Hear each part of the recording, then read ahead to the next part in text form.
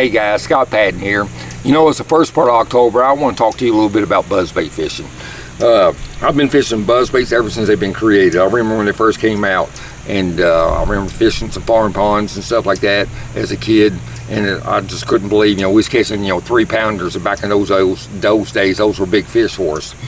But over the years, there's been a lot more different buzzbaits created than when it first came out. It was just pretty much a one standard size. The Lunkalure type buzzbait was real popular, and it's still a great bait. I still use those Lunkalures today.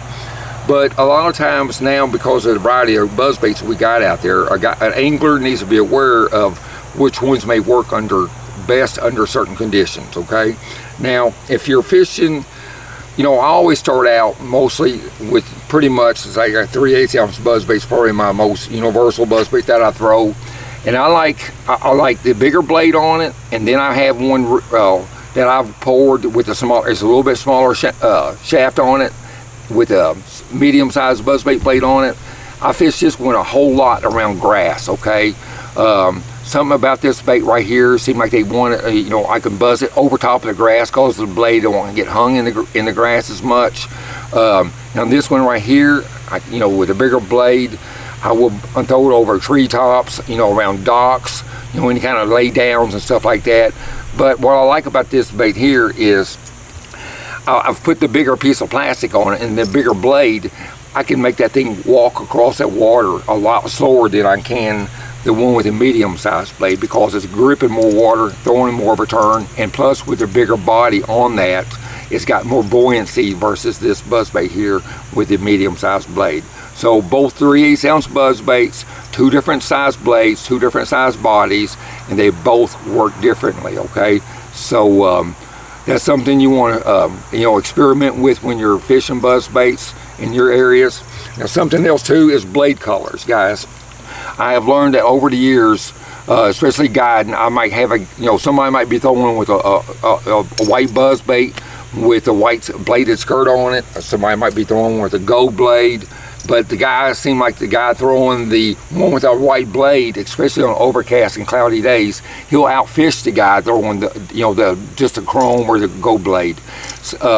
So if you're not getting bit or you're getting short strikes on buzzbaits, you may want to just experiment, whether with a skirt or just a plastic body, or a combination of the body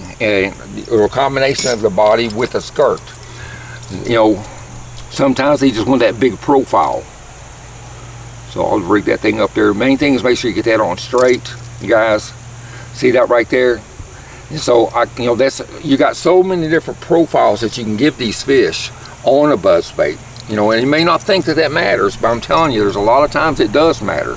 So if you got all these buzzbaits right here, and then you got one where you're going to fish it with just the skirt itself, okay? So you can see all them profiles, and we'll have a picture of them made side by side, that when these fish are seeing these buzzbaits go across the top of the water, it may not seem like it makes a difference to you, but a lot of times it will make a difference to those fish, because they're looking for, they may be feeding on smaller shad, or there might be wanting that bigger bait.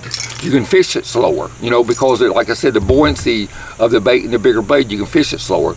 So you have to kind of play with buzzbaits and see which one may work this time of year, because I'm telling you, October is a fantastic month for buzzbait fishing, and you can catch a lot of big fish with it. We've already done it down here on Chickamauga.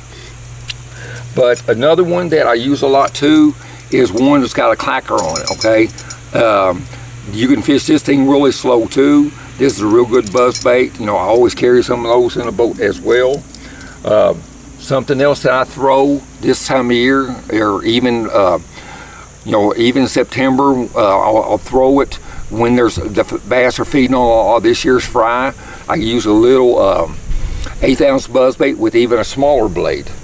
This is a larger blade. You can see the comparison, the size on that, and that's just a crappie grub that I've got on there, but it's about the right size as them shad would be at that time of year. Or if you're fishing farm ponds or something, guys, this I used to, when I was a kid, that's how I got started fishing these things, years and years ago. We'd go to, me and my buddy, we'd go around fish ponds and stuff, because we didn't have a boat.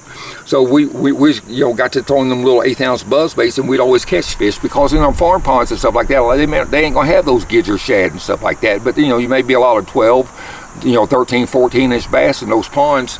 And if that's what you're doing, then this little 1/8 ounce buzzbait will catch a lot of fish for you. I've been on like places like the Potomac River, the James River and stuff like that. Sometimes like the Ohio River at home, we used to fish them too when I grew up there in Louisville. That little 1/8 ounce buzzbait would catch a lot of fish for us because there's always so many small shad in, after the spawn.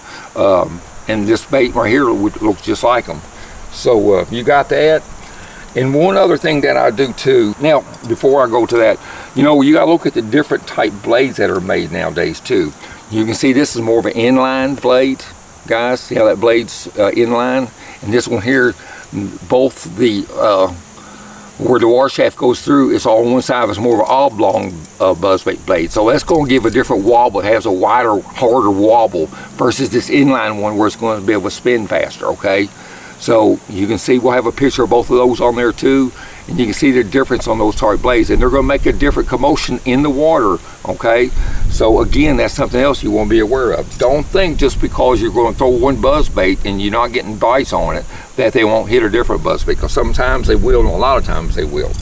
Now, one other trick that I do, I know there's always been an old saying, to make your buzzbait squeak, you've got to hang them out the window or, let them run down the road and let the wind blow them until they get worn out and they start squeaking more, because what happens is it just creates a bigger hole in that buzzbait blade. Let me get a buzzbait blade here.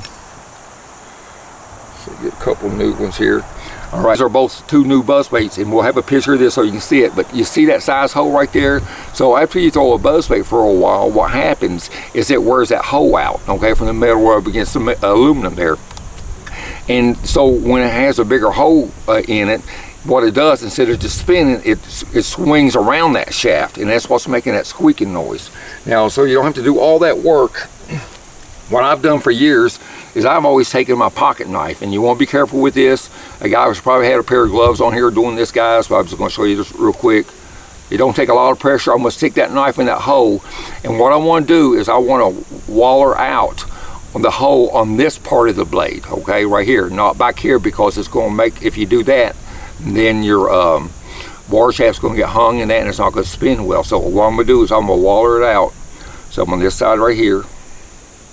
And it don't take much. And like I said, you don't have to put a bunch of pressure on this. This is aluminum and it cuts real easy. I'll do it on that side. Then I'm going to go around on this side right here and do the same thing. All right. So I'm going to look at that. I want it a little bit bigger than that. It only takes a few minutes, guys, but I'm going to tell you, this is really good to do to get them buzzbaits squeaking. All right, so I got that one there. And then you got to do the other end as well, guys, okay? And again, like I said, you waller out towards the tab part of it, not towards the blade part of it.